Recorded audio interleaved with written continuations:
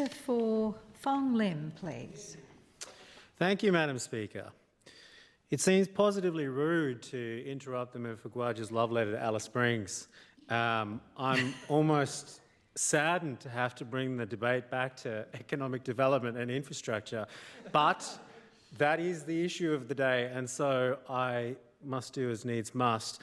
Now, I applaud the courage again of the Labor opposition for drawing attention to its record on the economy and to its delivery of major projects and its realisation of infrastructure.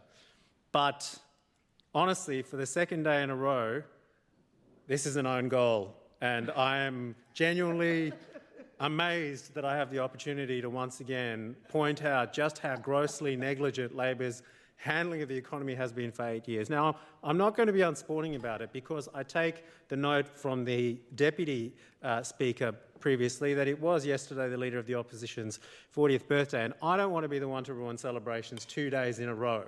So I'm going to be gentle in what I have to say and try and make sure that we stick to things that are constructive and useful to reflect on.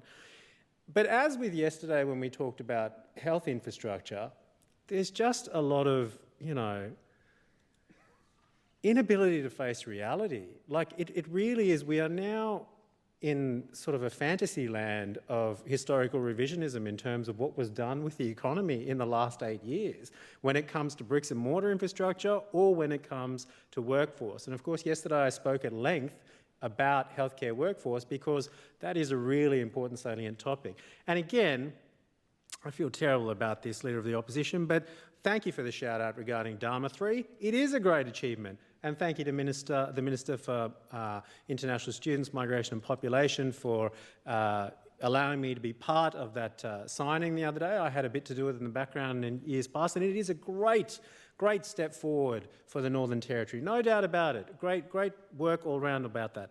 Alas, we're talking about infrastructure today, not workforce. So great, but irrelevant. So, on that note, let's start talking about bricks and mortar then, because that's really the bulk of what the agenda that we've got in front of us today in this motion is about. It's about the portfolio of stuff that we diversified into and about creating greater opportunity for everyone in the Northern Territory because of the delivery of major projects.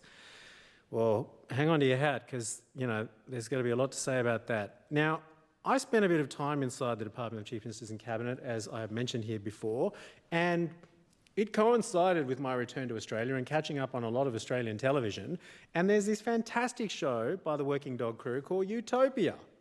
And I've got to be honest with you, at a certain point I was binge watching Utopia whilst trying to do good constructive work within Chief Ministers and Cabinet, within investment territory, within the major project space, and I couldn't tell whether I was on set, I was in a feverish dream. It was very, very hard to distinguish between rhetoric, reality, fantasy. I can remember the Major Projects Commissioner, I shouldn't name a public servant, but literally coming in and saying, take that Utopia sign down, it's confusing for everyone. That's the state of affairs when it comes to major projects in this place. And look, what I saw in that year or so that I spent in there was a series of public servants just scrambling because they were subject to the whims of ministers associated with infrastructure, with major projects, and with Treasury. And there was a constant succession of announcements, announcing God knows what. It was a lot of high vis and not a lot of shovels, as we know. And, we really didn't get many of these major projects off the ground. Now, it's true, it's great to have blue sky thinking, and it's great to be thinking about diversifying our economy. And, I applaud what was a period in the wake of the Territory Economic Reconstruction Commission report. I applaud that period of thinking laterally about how we might, structurally reform our economy. Now, I'm not going to take cheap shots today, but clearly prawn farms wasn't the answer. And there are limits to diversification of the economy. And that's what we discovered through that period. And again, bringing it back to bricks and mortar, because today is not about workforce and today is not about love letters to Alice. I do love Alice, though, I might add. It's about the difference between infrastructure of substance and necessity and ventures of vanity. And that's the thing. We concentrated a lot of time on infrastructure ventures of vanity. Now, my learned colleague, the Treasurer, already spoke at length about some of these issues and pointed out some of the case studies in that space. It doesn't warrant reiterating all of the disasters, the litany of disasters of announcements that have failed to materialise into anything beyond being a press release. But the fact is, the contention at the moment by the Treasurer is, and I have every reason to believe him, that we have a $5 billion former infrastructure program, which notionally we're here to support today, celebrate in this motion, but that Labor did not leave the money to fund any of it. And if that is indeed the case in the books, then that is a terrible shame. That's a terrible shame that they are running on fumes and tricking the Northern Territory public into thinking that we were doing things and that we had no money to do things and we had the capacity to do things, and actually all we were doing was celebrating the naked emperor. It really is a tragedy that that's, you know, the situation that's been uncovered. Rarely did we see a shovel touch the ground. Plenty of high vis, not many shovels. And look, the two best examples of that are the Tiger Benton overpass and the art galleries, which I would love to see all of those projects materialise. But the fact is they remain nothing more than artist sketches. The Tiger Benton overpass, I will say, is at least making some progress. Now, what the government is committing to do and what the Treasurer is committed to do is, you know, a full review of the infrastructure program. And so doing this kind of Chicken Little, the sky is falling in routine from the other side about, you know, they're going to cut stuff. We're not going to cut stuff that didn't exist. I mean, you know, what can you cut? It was, you know, there are a whole lot of fantastical promises, some of which are now going to be revealed for being fantastical promises with no money to actually pay for them, which will wipe off the books because they're just taking up space on the books. Now, there's definitely a lot of that's going to end up happening, right? There's no doubt that has to happen. Things need realistic, secured funding. And look, I believe... Oh, I thought that was a point of order. Sorry, I was being too cheeky with the member for Johnson. No, not at all, not at all. I do believe that this government will deliver infrastructure responsibly with proper funding and within a well-managed budget framework to ensure the Territory's infrastructure needs are met without ballooning costs or delays. And do you know why I believe that? And I say this especially to the members of the opposition. It's because I will hold my government to account on these matters. Good luck wasting money on my dime, right? That's just not going to happen. So look, on the Tiger Benton overpass, my issue is not the initiative. Great road, makes things much faster, but the mishandling of the execution of the project, as evidenced in the significant $100 million blowout. Now look, on the diversification of the economy, it's a useful point for us all here to have a moment of economic zen and all agree that it's a good thing to diversify your economy, but that there is such a thing as spreading yourself too thin. And that's what we did. We spread ourselves too thin over a period of time. And, you know, in the relentless pursuit to try and keep people happy and win votes and be politic and be populist, we had a lot of things getting announced which, frankly, were not going to materialise. So, you know, it's great that we do have now a foray into a critical mineral sector, that now hydrogen, which was once thought to be a nonsense venture, is now something that, you know, there's some actual meat to that now. There's a range of areas that we have made forays into that are positive, but we also took some speculative bets without concentrating on our core areas of expertise. And at a time like this, you have to come back to concentrating on your core areas of expertise. So I'm supportive of the government's plans to focus on 5 key sectors because they are the ones that have historically paid off for us, right? My caution to my colleagues and my caution to the whole House is that whether it's mining or gas or defence or agriculture or tourism, very hard to do anything without people, right? So we're going to have to work together on the workforce component of this solution. And I think that we are making some positive steps in the right direction. Dharma 3 is a very good example. I thank the Minister again for letting me know in advance so I could pick the right tie for the photo shoot. Now, let's come back to the Leader of the Opposition's soliloquy earlier, because it was, again, beautifully put and fundamentally off the mark. And the reality of it is that the fundamentals of the economy are not sound. So randomly picking out snippets of the Under-Treasurer suggesting that things might be tracking all right is not, you're going to have to do better than that, I'm afraid. I am a fiscal conservative, and as I have pointed out now, I'm discovering I'm more fiscally conservative than some of my peers in this regard. But I'm also an economic rationalist, and the rational economic position speaks for itself. As early as November, a month into coming into this House, I let you all know that the Treasurer's annual financial report reported that the headline in that report was that net debt to revenue ratio, right? Net debt as a ratio to revenue was 108% in 2023-24, which was 11 percentage points higher compared with the 97% recorded in the year prior. Now, again, we're all starting to understand, and this is great that we're all getting on the same page. Debt's not a bad thing. You need to borrow money to do things, right? We need lines of credit. We need money to, mortgage houses, and you borrow money to make money. You spend it productively.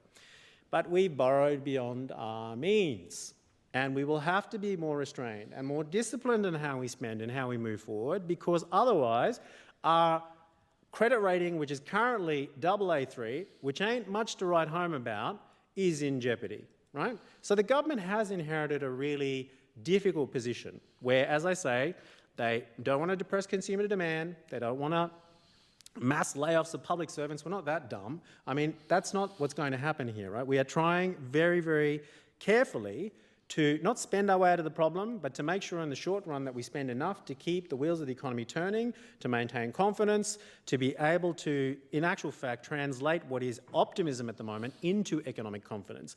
And those are two very different things, and we're all going to learn that over the next little period. It's great that there's optimism in the market, but translating that into economic confidence requires facing reality and making tough decisions. And I applaud the fact that I reckon the Treasurer is doing a pretty good job so far of having been handed an absolute hospital pass and trying to work with it as best as he possibly can.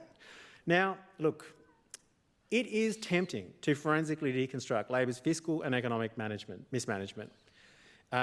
Really tempting. I mean, I waited chomping at the bit to just rip apart, multiple Treasurers' statements from years bygone. But we need to move forward constructively now instead. And, I love these small moments of bipartisan zen that we have. I thank the member for Gwaja for acknowledging our shared interest in the arts sector, and that there is a high return on investment and a multiplier effect when we invest in the arts in the Northern Territory. And who knows, someday soon we may end up at a gig together. But what we need to do for the time being is move forward constructively by looking at what we've actually got, nuts and bolts, in the numbers, on the papers. And that is what we are doing on this side of the House at both the macro NT scale and also at the local scale. But let's talk first, given there are so few chances to do it, about the national scale in the wake of the federal budget from last night. Now, it's true, I'm sorry to say, my colleagues are by and large right, that the federal budget does do very little to help the Northern Territory government anew.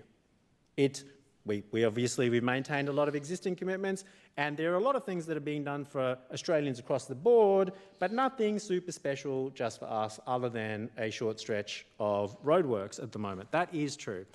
And look, to that point, the Shadow Treasurer, Angus Taylor, is, I think, bang on in his assessment, which is that the budget that was released last night is for the next 5 weeks, but not for the next 5 years. And that's entirely predictable, given that we are, all but 5 weeks away from a federal election. It's disappointing, I think, though, that the budget does little to address the medium-term structural deficit, which is probably expected to total close to $180 billion now over the forward estimates.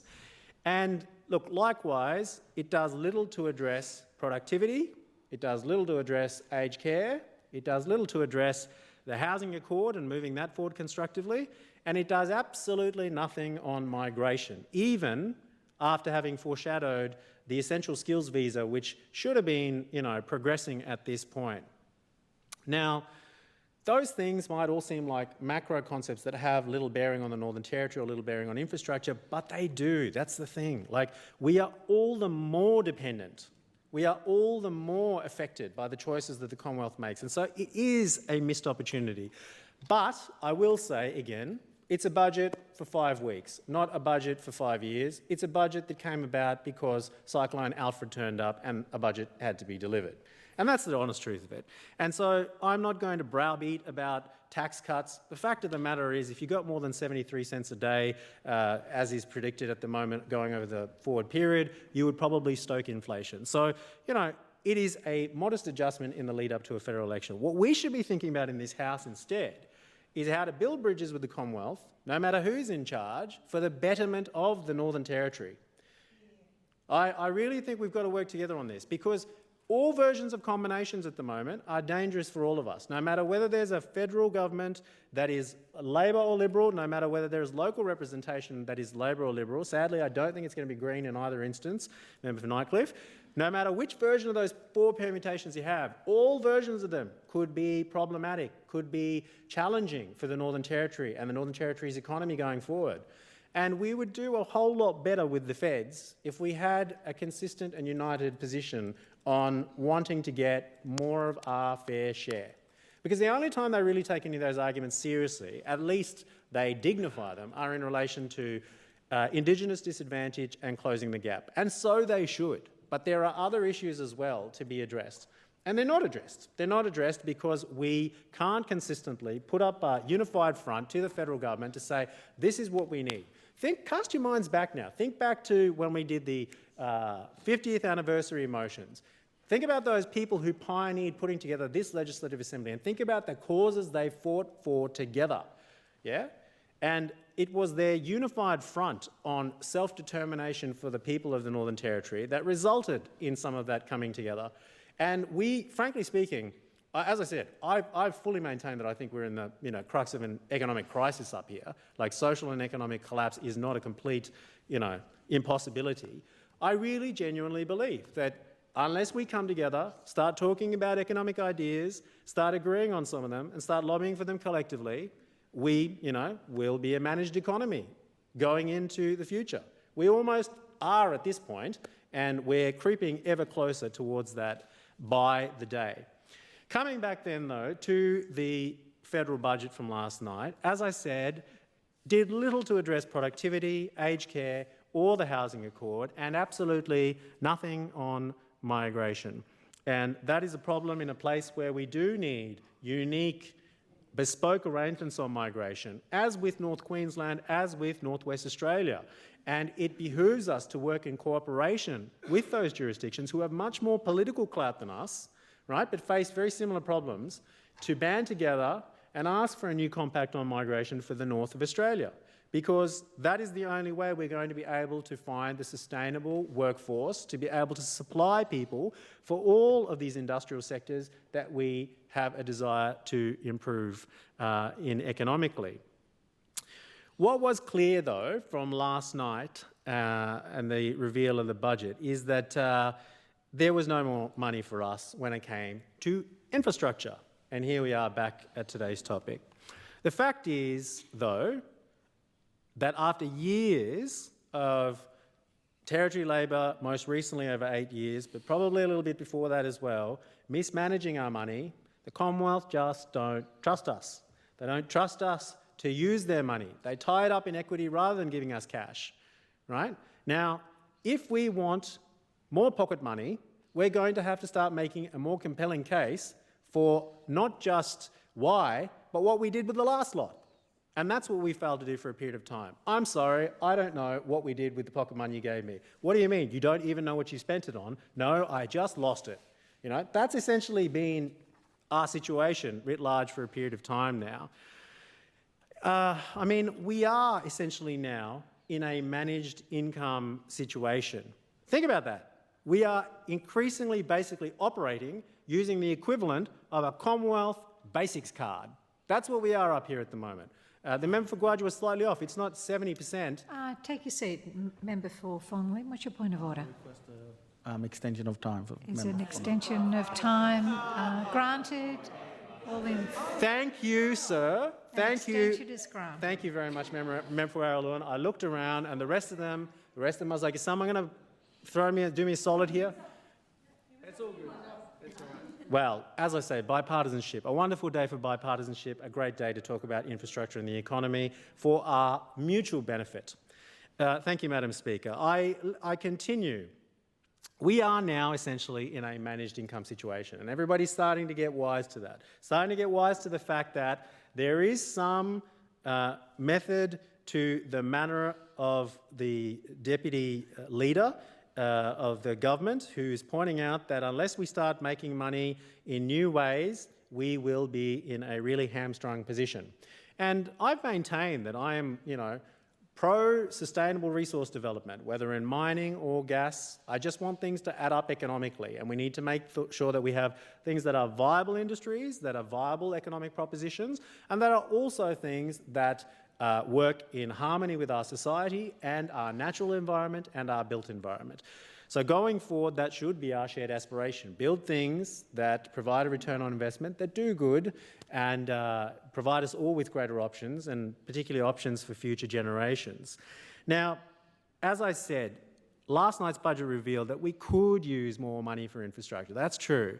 But the fact is, after years of us mismanaging our money, and particularly egregious mismanagement over the last 8 years, I'm sad to say, we're just not trusted. Now, what this government is seeking to do is try and rebuild some trust and rebuild some confidence by demonstrating greater fiscal responsibility and greater fiscal discipline. That's what it's going to require at this point, right? The fact is, we talk about sometimes the private sector, and we talk about the private sector saying that unless we provide the private sector with greater signals to market that we're a responsible jurisdiction, they won't be interested in coming to park money here. Well, here's a hot tip. Our number one ticket holder, our number one sugar daddy is the Commonwealth. Like, unless we're in a position to be able to demonstrate to them that we know what we're doing with our money, good luck getting more of it. And the thing is, we are working on exactly that. This is why the Treasurer is going about systematically reviewing the infrastructure portfolio, which was a catalogue of utopia-esque nonsense, and is now trying to make good on that and turn that into something that we can deliver on. I fully expect, and I would demand, that when the Treasurer puts out a list of projects that we will invest in, they are infrastructure projects that will be costed, sensibly funded, and ultimately delivered. And that should be the aspiration. That should absolutely be the aspiration. Now, on scale, as I said, we've spoken about the national. I won't speak about what happens at the territory-wide level because that is the purview of the Treasurer, and he will be dealing with that systematically, no doubt, over the coming months in the lead-up to the budget. But the other important scale for us to talk about when we're talking about infrastructure is the local. And I see it in my electorate. I see Stewart Park, and I see Winnelly Shops, and I see the state of disarray and decay and the state of suburban shops, frankly, across every electorate, right? Drive around Darwin, to say nothing of Alice Springs, right? Drive around and see where we have dropped the ball on investing on infrastructure that is less sexy, but in many ways far more important, because they provide the building blocks for sustainable growth, right? You look after a suburban shopping centre and it looks after the local community. And there's a multiplier effect. There's a symbiosis, right, when you invest in stuff on the local level properly. And look, infrastructure deficits exist in those areas across the territory because of the preoccupation with ventures of vanity, because on focusing on things that were a bit more, razzle-dazzle, but frankly didn't have the return on investment that we need. Now, the thing with enabling an essential infrastructure, which is something that we're all starting to talk about more in here, which is great, is that enabling an essential infrastructure comes in lots of different forms. Now, the shadeless shade structure, my problem with it is not sunburn. I don't have a sunburn problem, so that's not the issue. My issue with the shadeless shade structure is that there is a necessity to invest in infrastructure in particular with a better return on investment. Now, what were we going to get back from that particular development? Just think about it as a thought experiment at this point. It, sure, might have beautified the area, might have made it a bit shadier. Was it going to increase footfall? Was it going to increase traffic in that area? Was it going to make it easier to cross to and from? Was there going to be any significant economic multiplier effect from that project? No. It was largely somebody's thought bubble when they were like, oh, I reckon we could put up a thing with some vines and stuff and make it look prettier and CBD. Great, let's do that. You know, I mean, it was never a seriously well thought out or well executed project. The execution part obviously is clear that it wasn't well executed. The problem is that infrastructure, when we have limited money, right? The challenge rather is that when we have limited money, that we need to invest in infrastructure with a better return on investment. Now, in saying that, not all investment needs a high return. I've got no problem whatsoever with art galleries, and anyone who wants to take a pot shot at the art galleries can come and have, you know, I'll have it out with them. My problem with the art gallery, my problem in this situation is with art gallery infrastructure projects that were poorly and disingenuously costed, and that had no reasonable chance of ever being delivered on time or on cost. So there is a social good that comes from investing in infrastructure of the types of art galleries. But one of the very, very, very best at the local scale bets for an enabling and essential piece of infrastructure with a high potential for return on investment is the Stuart Park High Street. This is why I keep coming back to it. It's not because it's in my patch. Of course, I'm championing it because it's in my patch.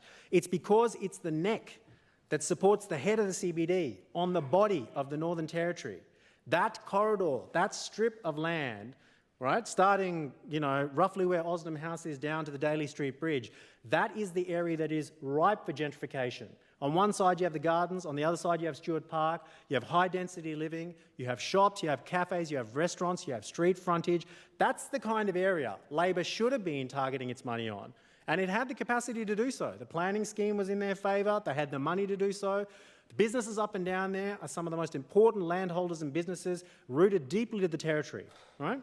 That's the kind of area where you provide a return on investment, that where you get an extremely high return on investment, where you invest in infrastructure. What would it take to improve that area? Not very much. A lot of the work is already done for us. It's about traffic management in the first instance and making sure that we fix the 9 lanes of wasted traffic and instead make sure we've got free-flowing traffic. And once you've got free-flowing traffic in that area, you can create wider street shop fronts. You know, there's a wealth of potential in that particular project. And as I say, it's one of the very best bets. It's not the only one, but it's the one that I'll bang on repeatedly because unlike shadeless shade structures or a series of other things that are so big and so far away that you'll see no return on investment, if you were to tackle the Stuart Park High Street, you would find a much sooner than expected return on investment because the preconditions are already there for us to succeed in that space. And so we've got to be smarter about what we do on infrastructure spend, right? Which we clearly haven't been for a long period of time. Now look, nobody is talking the territory down. What we're doing over here at the moment is facing reality, right? Labor's delusional optimism and denialism beggars belief. And honestly, the opposition, I say this advisedly, is out of its depth on the economy at the moment. Seriously, out of its depth. And I don't think that's necessarily the fault of the current members of the opposition. Quite frankly, they probably had very little to do with setting the economic agenda of the last 8 years and the last 2 administrations. But now's the time to own the fact that you were led down the garden path by people who did not know what they were doing on economic management, distance yourself from it, and start finding common ground with us on how to move forward. Because the fact is we are all in this boat together and we're going down together unless we work together. That is absolutely the case going forward. So, look, I can only hope that the opposition is going to come back with more credible analysis and more credible arguments before the May budget sittings, because otherwise this is going to be very painful for all of us. We're all going to be just slinging mud on in very silly ways, when in actual fact we have limited money, limited time and an economic crisis, and now is the time for us to collectively band together and do something about it. Do we need more money for infrastructure? 100% we need more money for infrastructure. Should we spend it more prudently and wisely on things that will provide a better economic and social return on investment? Absolutely. And that's what I'm imploring all of us to think about trying to do collectively. So to the motion of today, right, that we acknowledge the outstanding work done by the private sector in developing a portfolio of projects valued at $57 billion spanning critical sectors such as minerals, digital, renewables, agribusiness? Yes, partially, right? But to the second part of that, do we commend the 2024-25 infrastructure program for its significant contributions towards building a better territory, fostering economic development and improving the quality of life for all Territorians? I'm afraid not. Like, I'm sorry, no. We haven't achieved that. But we could achieve that. And I want us to achieve that. And I believe that we will achieve that if we're able to work together going forward. Thank you very much, Madam Speaker.